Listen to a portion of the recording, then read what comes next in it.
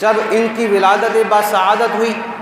اور آپ جانتے ہیں کہ حضرت عیسیٰ علیہ نبینا علیہ السلام کو اللہ تبارک و تعالیٰ نے بغیر باپ کے پیدا فرمایا۔ یہ اس کی قدرت ہے کہ چاہے تو بغیر باپ کے بھی پیدا فرما سکتا ہے،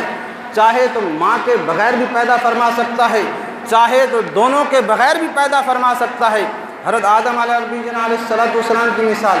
اماں حوا کی مثال، حضرت عیسیٰ علیہ نبینا علیہ السلام کی مثال، یہ سب اس کی قدرت کاملہ ہے۔ جب حضرت عیسیٰ کی ولادت ہوئی تو اس وقت کے جو یہودی جو تھے، انہوں نے حضرت عیسیٰ علیہ نبینا علیہ السلام کی والدہ ماجدہ پر الزام لگا دیا کہ یہ جو بچہ پیدا ہوا، نعوذ باللہ من ذالک، کہ یہ بچہ جو ہے زنا سے پیدا ہوا، استغفر اللہ، کیونکہ حضرت عیسیٰ علیہ نبینا علیہ السلام کی والدہ ماجدہ حضرت مریم نے شادی نہیں کی تھی، ان کے ہاں ولادت ہو جاتی ہے، تو یہودوں نے کہا کہ بھائی بغیر باپ کے جو بچہ پیدا ہوا، بغیر نکاح کیے، بغیر شادی کے، یہ تو زنا کا بچہ پیدا ہو گیا۔ لیکن اللہ تبارک و تعالیٰ اپنے محبوب بندوں کو اکیلا نہیں چھوڑتا، بلکہ ان کا ساتھ دیتا ہے، اور ان کی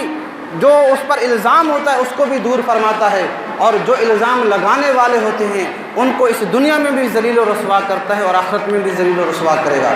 اللہ تبارک و تعالیٰ نے اس موقع پر بھی حضرت عیسیٰ علیہ نبینا علیہ السلام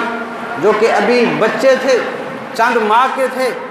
اور آپ نے گواہی دی، قال انی عبد اللہ آتانی الکتاب وجعلنی نبیا وجعلنی مبارکا اینما کنت واوصانی بالصلاۃ والزکاۃ ما دمت حیا۔ چند ماہ کا بچہ پنگوڑے میں ہے اور وہ بولتا ہے اور گواہی دیتا ہے، اور یہ بھی کہتے ہیں میں اللہ کا بندہ ہوں، اور یہ بھی بتاتا ہے کہ اللہ نے مجھے نبی بنایا ہے، اور یہ بھی بتاتا ہے کہ مجھے اللہ نے کتاب بھی دی ہے۔ تو کہنے کا مقصد یہ ہے کہ جن جن لوگوں نے یہ کردار کشی کی، اللہ کے محبوب بندوں کی، اللہ کے نبیوں کی، اللہ کے پیغمبروں کی شان میں جن جن لوگوں نے بے ادبی کی، اللہ تبارک و تعالیٰ نے ان کو ان الزامات سے بری بھی کیا ہے، اور ان کا انجام آپ دیکھتے ہیں کہ کوئی کس حالت میں مرتا ہے، کوئی کس حالت میں مرتا ہے۔ اور سوچنے کی بات یہ ہے کہ آج ہم دنیا میں اتنے زیادہ مسلمان ہونے کے باوجود یہ یہود و نصارہ، یہ کفار، یہ غیر مسلم، یہ بار بار یہ حرکتیں کیوں کرتے ہیں؟ اس کے پیچھے ایک سازش وجہ ہے، وہ بار بار ہمارے جذبات سے کھیلتے ہیں، بار بار وہ چیک کرتے ہیں کہ ان کے دلوں میں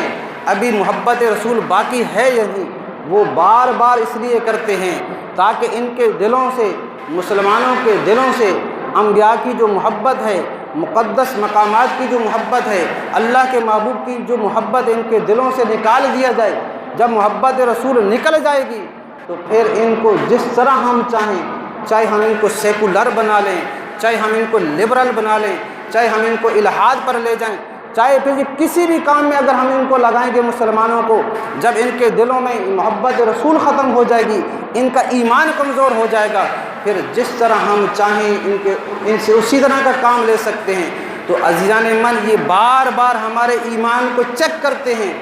اور ہمارا حق کیا ہے، ہمارے لیے لازم کیا ہے، اور بالخصوص ہمارے جو مسلمان حکمران ہیں، اور بالخصوص جو نیشنل اور انٹرنیشنل تنظیمیں ہیں، جیسے ہماری OIC ہے مسلمانوں کی تنظیم، اس کو چاہیے کہ ایک ایسا قانون بنائیں اور اپنے آپ کو اتنا مضبوط کریں اور اتنے سخت اقدامات کریں۔ جب مسلمان مضبوط ہوں گے، ان میں آپس میں اتفاق ہوگا،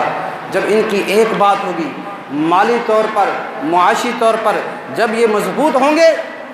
جتنے یہ مضبوط ہوں گے اور سخت قانون بنائیں گے اور جب سزائیں خود دیں گے، تو پھر آہستہ آہستہ یہ جو واقعات رونما ہو رہے ہیں، یہ سارے کے سارے آہستہ آہستہ ختم ہو جائیں گے، اور مسلمانوں کی ایک پاور ہوتی ہے، اور اللہ نے اسلام کو اور مسلمانوں کو یہ شان عطا فرمائی ہے کہ جب یہ کھڑے ہو جاتے ہیں اور اللہ پر توکل کر لیتے ہیں، پھر سامنے بڑی سے بڑی بھی کوئی بھی طاقت ہو اس کا یہ مقابلہ کر سکتے ہیں۔ آج ہم کمزور کیوں ہیں؟ تعداد میں زیادہ ہیں، لیکن ہمارے ایمان کمزور ہوتے جا رہے ہیں۔ تو اس لیے جو لوگ حضور علیہ الصلاۃ والسلام کی شان میں بے ادبیاں کرتے ہیں، میں دعا کرتا ہوں اللہ تبارک و تعالی ان کو اس دنیا میں بھی ہلاک فرمائے اور آخرت میں بھی ان کے لیے دردناک عذاب ہونا چاہیے۔ کیا آپ میری اس بد دعا سے اتفاق کرتے ہیں؟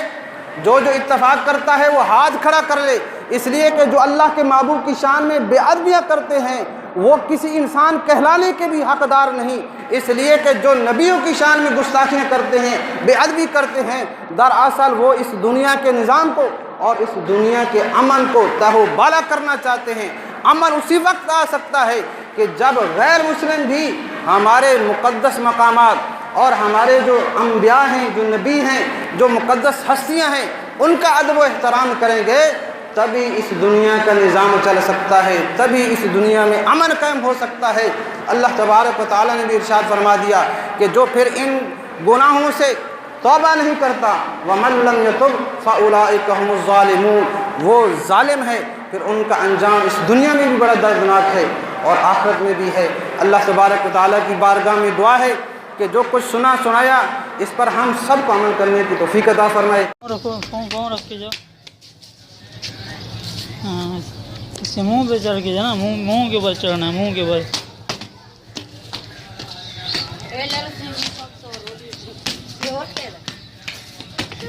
یہ کیوں ایسے کر رہے ہو؟ ہاں اس سے کیا ہو رہا ہے؟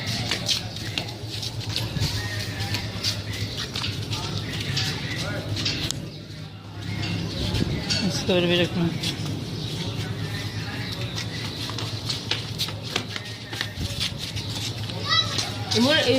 مشکل علی ہم پٹھان ہے صاحب، یہ انڈیا ہے، ان کو مارو، ان کو بہت مارا کرو، ایسے ان کی چڈی اتارو، اس کے اوپر پاؤں رکھ دار اس پہ چڑھو، سے چل کے جاؤ۔